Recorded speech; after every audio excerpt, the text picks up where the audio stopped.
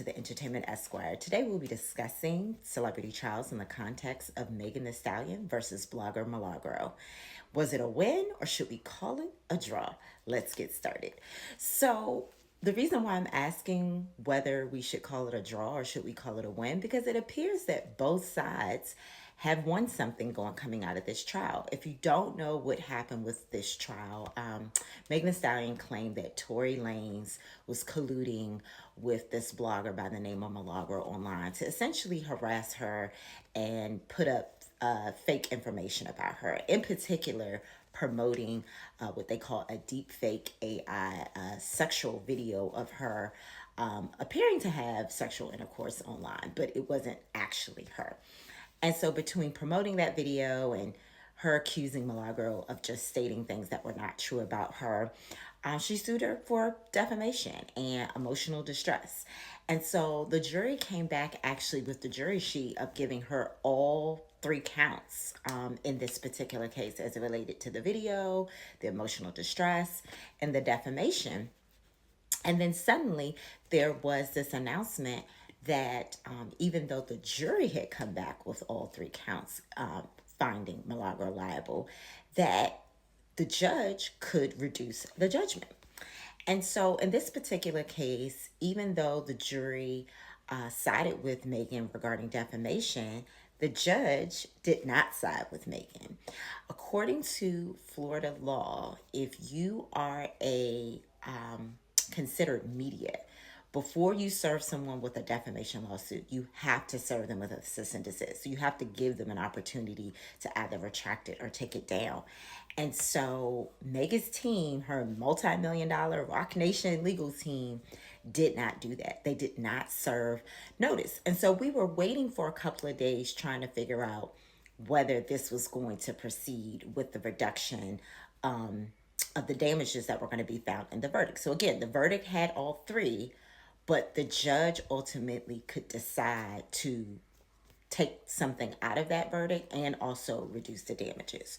So the initial damages was 75K plus attorney fees. So we had 8K for emotional distress, 8K for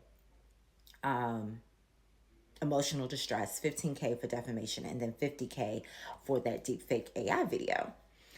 And then about a day later, when it hit the news that Milagro was happy because she knew that the judgment would be reduced and that the defamation would be taken out because she was not served, of course, Megan's team was like, well, that hasn't happened yet. The judge hasn't officially said they're removing defamation from the verdict. There was a lot of back and forth between the lawyers online.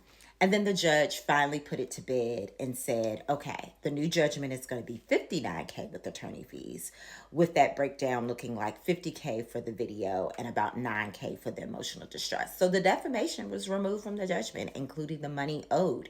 Now, why is this still a win for Megan? This is still a win for Megan because at the end of the day, her attorney fees are probably somewhere exceeding $1 million or at least $1 million. And so while defamation is something that was removed and was a big part of her case, she ultimately is not prevailing on that. She is still getting paid. And so for that, it is definitely a win. Now let's move on to why it is a win for Milagro. If you recall, defamation is when you publish to a third party, so beyond just yourself. So you publish to a third party a false statement of fact, not opinion, fact. And so the reason why this is a win is because ultimately, even though the judge did not decide on the merits of whether she actually defamed her, it was more of a technicality because the cease and desist letter was not sent. This is a win for bloggers and bloggers with a V everywhere because a lot of times bloggers don't know the difference between how to state an opinion versus how to state a fact, which is dangerous.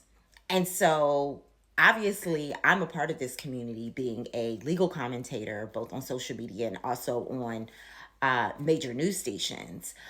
But I have a legal background. I know how to say allegedly. I know how to state it as an opinion versus a fact. And so I think this case sets a precedence for these bloggers and bloggers on social media doing commentary about celebrities to be very, very careful about how they make statements and how they promote statements because it can land them in a defamation suit. And they may not be as lucky as Milagro. They may not get off the hook with a technicality.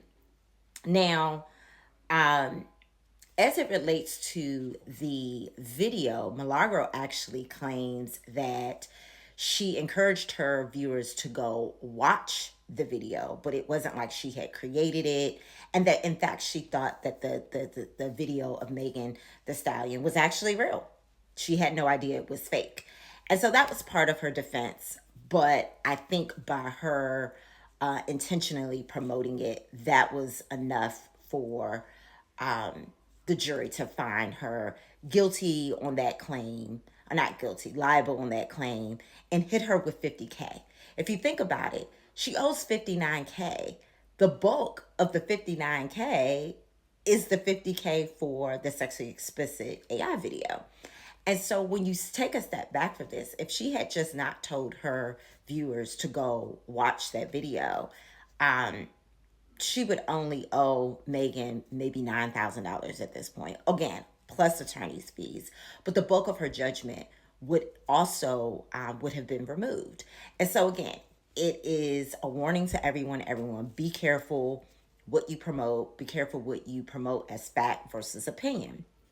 Now, the other thing I want to touch upon that I think is super important to touch upon is this case sets a precedent for bloggers and vloggers as being considered media now. The judge specifically said that bloggers and vloggers should be considered new media under what we call conservative media in terms of the definition of how you define media in these types of cases. Why is this important? Because this gives people in the TikTok community, the YouTube community, the Instagram community, the Facebook community that does this commentary, it gives them standing now in what was originally considered a very conservative community. Like, you had to be on TV, you had to be a part of an actual publication, an actual newspaper. Now anyone with a phone is going to be considered new media because of this case.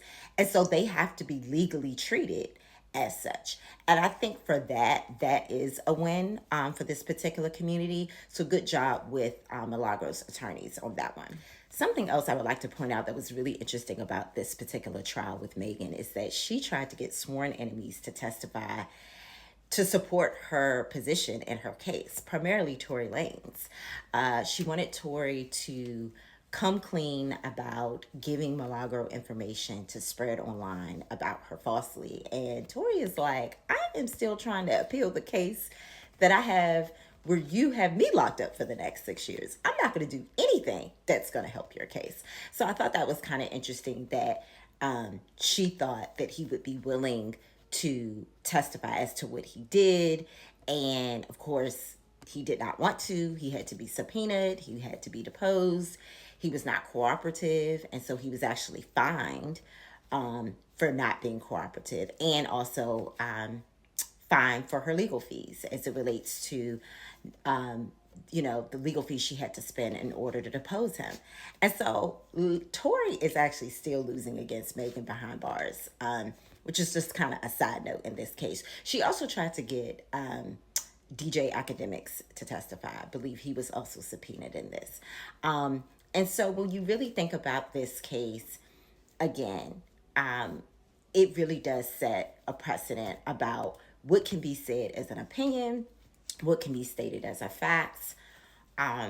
You can't pay people to defame people, because that's essentially what she was claiming with Tory, that he paid Milagro. But I don't think she ever presented any evidence of any payments received between Tory and Milagro. And so whether you're paying people or not paying people, err on the side of opinion and err on the side of the word allegedly. This has been the Entertainment Esquire. Thank you for listening and watching. You can listen to me on all streaming platforms at the Entertainment Esquire, and then you can watch me on YouTube at the Entertainment Esquire. And on social media, you can follow me at the Entertainment ESQ. Until next time, everyone, take care. Thank you for listening to the Entertainment Esquire. Find our show on YouTube at the Entertainment Esquire and on social media at the Entertainment ESQ. Need a legal consultation? Need a lawyer referral or legal resources for your business or legal matters? Then visit us at theentertainmentesq.com. Until next time, thank you for listening.